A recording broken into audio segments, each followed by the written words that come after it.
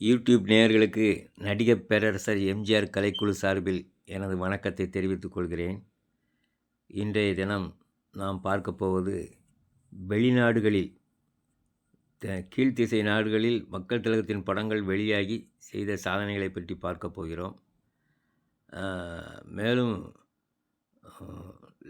முதலில் நாம் பார்க்க போனால் லண்டனில் வந்து நாடோடி மன்னன் வெளியாகி கிட்டத்தட்ட 8 வாரங்கள் ஓடி வசூலில் முதல்ல சாதனை செய்தது. 1958க்கு பிறகு 58, 59 வெளியாகிருக்கும்.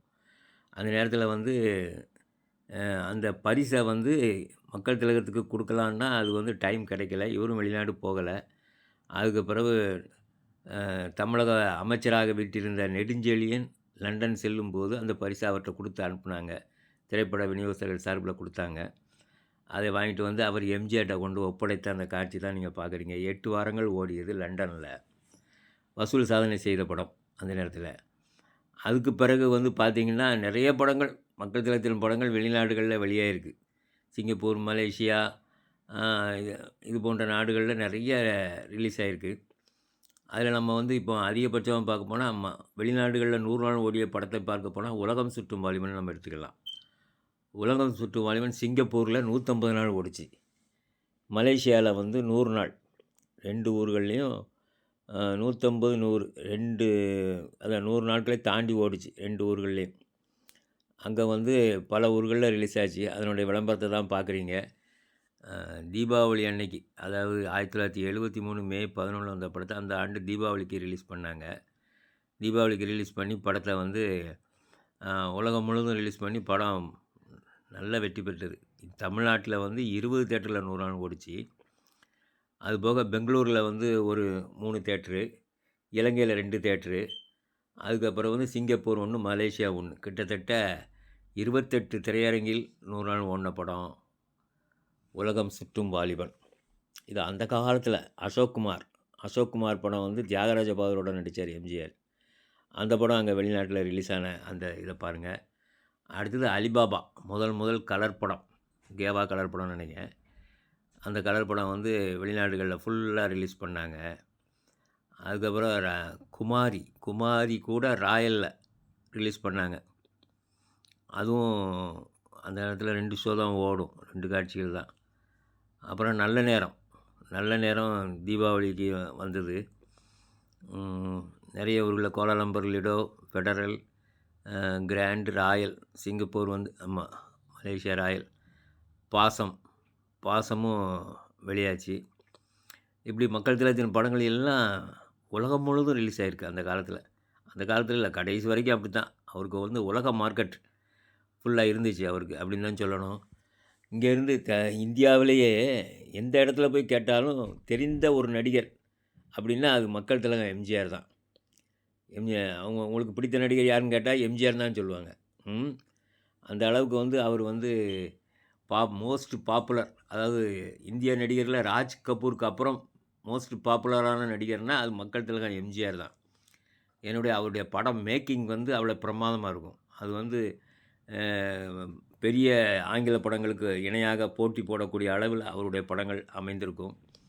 இப்போ ரிக்ஷாக்காரனை பார்க்குறீங்க. ரிக்ஷாக்காரனும் எல்லா ஊர்கள்லேயும், நிறைய ஊர்களில் ரிக்ஷாக்காரன், இதயக்கனி, இப்படி எல்லா ஊர்கள்லேயும் வந்து வெளியாகி வெற்றிகரமாக ஓடிச்சு எல்லா படங்கள். அங்கே வந்து அவளுக்கு அவ்வளோ மார்க்கெட் இருக்க போய் தான் அந்த அளவுக்கு வந்து படத்தை ரிலீஸ் பண்ணியிருக்காங்க. குடியிருந்த கோயில். இப்போ தான் வந்து நம்ம வந்து இப்போ உள்ள நடிகர்களுக்கு உலக மார்க்கெட்டு இருக்குது அப்படின்னு சொல்கிறாங்க. அந்த காலத்திலே மக்கள் திலகத்தின் படங்களுக்கு உலக மார்க்கெட் இருந்ததை நாம் பார்க்குறோம். இது ஒரு பெரிய சாதனை அல்லவா? வேறு எந்த தமிழ் படமும் அங்கே வந்து போன மாதிரி எனக்கு தெரியல. இப்போ இருக்கலாம், 1, 2 போயிருக்கலாம். ஆனால் மக்கள் திலகத்தின் படங்கள் ஒன்று விடாமல் எல்லாத்தையும் ரிலீஸ் பண்ணியிருக்காங்க. மீனவ நண்பன், இன்று போல் இன்று வாழ்க, எல்லாமே வந்து அங்கே ரிலீஸ் ஆகி நன்றாக ஓடி இருக்கிறது. மேலும் பல படங்கள் ஈவன் படகோட்டி, நம் நாடும் அங்கே ஓடிருக்கு. கோலாலம்பூர் கொலினியம், அப்புறம் வந்து பேராமவுண்ட்லேயும் ரிலீஸ் ஆகிருக்கு. பினாங்கு பேராமவுண்ட், தாயக்காத்த தனையனும் பல ஊர்களில், பல நாடுகளில் வெளியாகிருக்கு. இப்படி எல்லா படங்களுமே வந்து நல்ல வெற்றியை பெற்றன. மக்கள் திலகத்தின் படங்கள். அதனால தான் அவருக்கு வந்து அந்த சம்பளம் வந்து அவ்வளோ அதிகமா குடுக்க காரணம் இதான். அவருக்கு வந்து உலக மார்க்கெட் இருந்தது. அதுவும் இல்லாம நீங்க உலகம் சுற்றும் வாலிபன் படத்த எடுத்துக்கிட்டீங்கன்னா, அத வந்து தமிழ்நாட்ல பயங்கர வெற்றி. ஹிந்தியில வெளியாக்குறதுக்கு அ அவருக்கு ஒரு பெருந்தொகை குடுத்தாங்க. ஆனா, அத விட 10 மடங்கு அவருக்கு அவங்களுக்கு அந்த டிஸ்ட்ரிபியூட்டருக்கு லாபம் கிடைச்சது. உலகம் சுற்றும் வாலிபனுக்கு. அந்த அளவுக்கு வந்து ஒரு மாபெரும் வெற்றி படம் உலகம் சுற்றும் வாலிபன். அத வந்து தயாரித்த மக்கள் திலகத்த தான் சொல்லணும். அந்த அளவு மேக்கிங்ல அவர் ஒரு கிங். படத்த மேக் பண்றதுல. அவருக்கு வந்து கிட்டத்தட்ட இயக்கம், தயாரிப்பு அப்படி எல்லா துறைகளிலும் அவர் பாண்டித்தியம் பெற்றவர். 1000ல் ஒருவன். 1000ல் ஒருவனும் பல ஊர்கள்ல, பல நாடுகள்ல வெளியாகி வெற்றிகரமா ஓடுச்சு. 1000ல் ஒருவன் வந்து ஒரு இன்டர்நேஷனல் படம் மாரி தான். கடல் கொள்ளைக்காரங்க படத்த வந்து இங்கிலீஷ்ல வந்து பார்த்தீங்கன்னா, நெறைய படங்கள் வரும். அது மாரி இவரு வந்து ஆனா போட்டு கொஞ்சம் சின்ன போட்டா இருக்கும். மத்தபடி படங்கள் வந்து நல்லா போர் அடிக்காம போகும். அன்பேவாவும் ஒரு அருமையான படம்.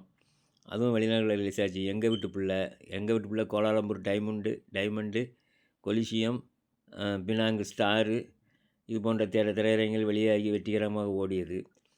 அப்புறம் பார்த்தீங்கன்னா, ஒளிவிளக்கு. ஒளிவிளக்கு மக்கள் திலகத்தின் 100வது படம்.